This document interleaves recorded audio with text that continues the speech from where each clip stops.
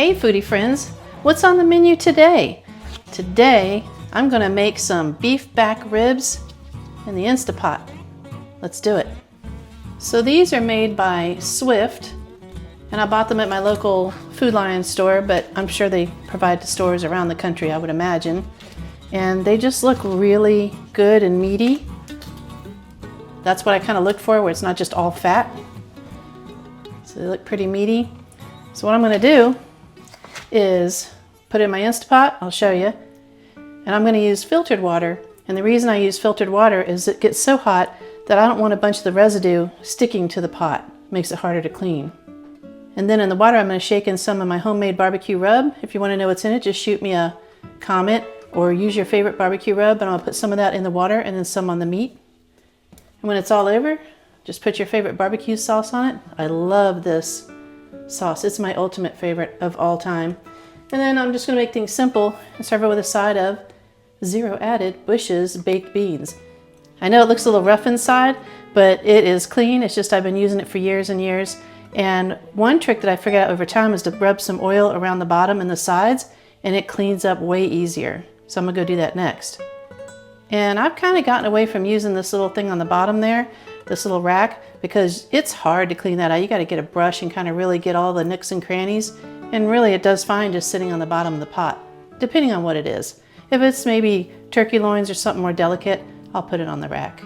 And if you see my past rib videos in the past couple of years, I do like to cut them out and then clean them off, only because of the bone bits. Because when they go shaving through these, you'll see little bone bits, and you don't want you or your family to accidentally eat some of those. So I just rinse that off.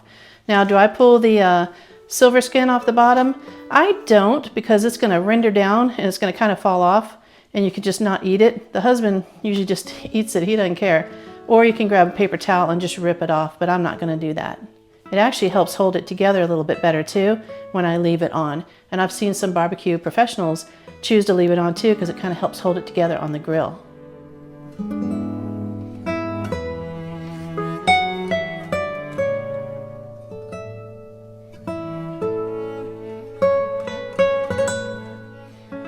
So it might not seem like a lot, but there's all these little bone bits that I washed off of the meat. And you want to be careful when you eat it, because if somebody just slaps it right on the grill and right out of the package, it's gonna have bone shards in it. So just wash them off, and when you eat it, just be careful, because sometimes at the ends where they shaved it, there will be little bits, and some of it's pretty sharp on the edge when you feel it with your fingers, so just be careful. And what I like to do is to make it fit better in the pot, and so you're not pulling out big long pieces, because it's going to be falling apart when we're done. We just go ahead and cut through the soft parts between the bones. We call them riblets, whatever you want to call them. So you might have noticed the way I do when I cook other things, I try to keep a clean hand and an icky hand, so I can kind of grab everything and not get bacteria all over the place. So I'm going to sprinkle a little bit on top. Sometimes I do it while it's in the Instant Pot. I always want to say Instapot.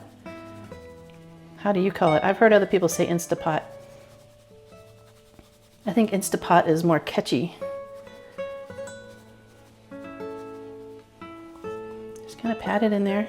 Clean hand, dirty hand. And that should be plenty, because I've got some in the water as well. And I'm just going to put them in at an angle. I'll show you here in just a second how I did that, so they kind of stand up, not completely in the water. And if you have a lot more ribs, just get the bigger version of the Instapot, which I have in the other room, but definitely there's plenty of room for this. All right, my hands are all cleaned and dried, and I'm going to show you how I've set this up in here. So again, you can use the rack and just kind of layer them on the rack, but I always do like to still stand them up so they're not like completely boiling. They should be more like a deep steaming, pressure cooking.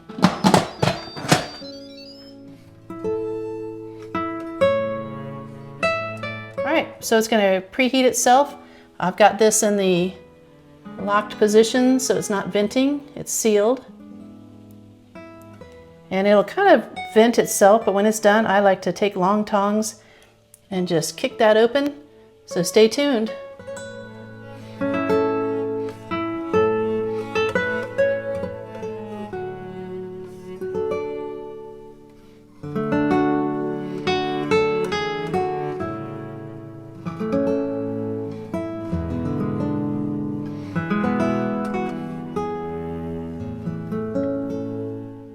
And as you know from my past videos, I like to really clean things, not just with hot soap or water, and I don't even use soap anymore because it could leave residue. So I put 91% rubbing alcohol in here, and I just spray it. Really good after I've rinsed it with the hot water first to get any meat off. And I'll spray my knife. And anytime I use a can opener, I always like to rinse this off. Really good under hot water. And then just spray it.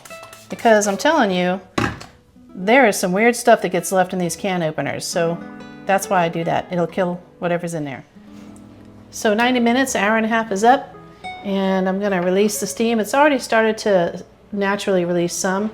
Got my nice long tongs, do it at a distance.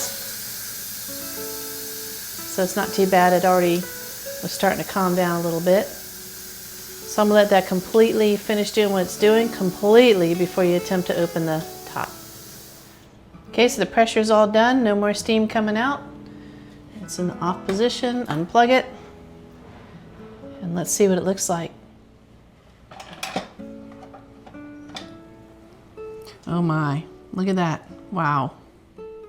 So I'm going to go ahead and get these out, sprinkle a little bit more seasoning on them, get the husband in here, and we're going to give them a try. Look at that. Yum.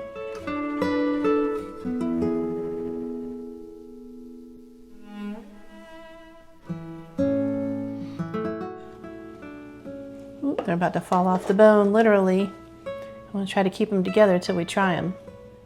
I'm going to set that aside, take a little bit of my homemade rub, just to put a little bit, just a little on, not too much. Give a little bit more seasoning. Before I add the sauce to it, I'm going to try it as is, and then we're going to get the husband in here to try it too.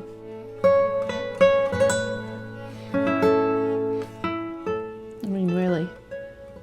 Wow. Look at that. Look at it. Blazing hot.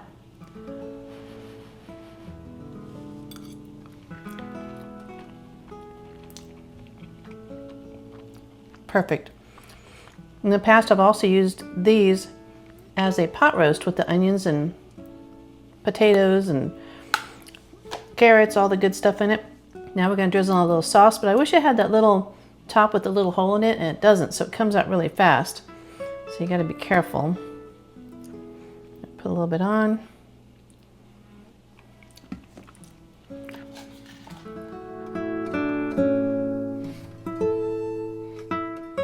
You could probably just pull it right off the bone and then eat it. All right, let's dip it in the sauce. Here you go. Have a bite. Yum.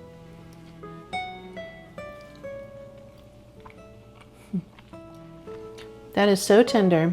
It's so delicious. I even had the ribs frozen for a while. Like, you could freeze them for quite a while. Take them out and use them when you're ready. And you really wouldn't even know they were frozen. They're just so delicious.